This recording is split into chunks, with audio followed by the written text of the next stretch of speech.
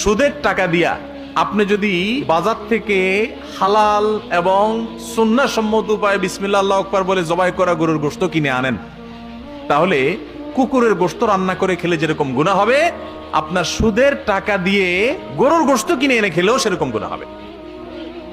ভাইরা আমার, একটা জিনিস লক্ষ্য রাখবেন, কোরআন যেটাকে, ইসলাম যেটাকে, হাদিস যেটাকে সবচেয়ে কঠোর ভাবে নিষেধ করছে, ওইটা পৃথিবীতে সবচেয়ে বেশি আমাদেরকে করতে বাধ্য করা হয়। অনেকটা, সব ক্ষেত্রে না, অনেক ক্ষেত্রে বাধ্য করার মতো অবস্থা হয়। গোটা পৃথিবীর সিস্টেমটা এটার উপর দাঁড়ায়। এটা হলো শয়তানি সিস্টেম, শয়তান তার দোসরদেরকে দিয়ে পৃথিবীতে করা। এই জন্য সুদের বিরুদ্ধে আমাদেরকে সংগ্রাম করতে হবে, যুদ্ধ করতে হবে। আল্লাহ আমাদেরকে সে তৌফিক দান করুন।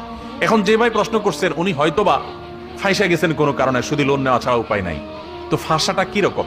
আপনি বিদেশে যেতে পারছেন না, তো হবে না, যাবেন না, এতে কি আপনি মরে যাবেন? আপনার হয়তো কোনো একটা ব্যবসা সুদী লোন নেওয়া ছাড়া বাড়াইতে পারতেছেন না,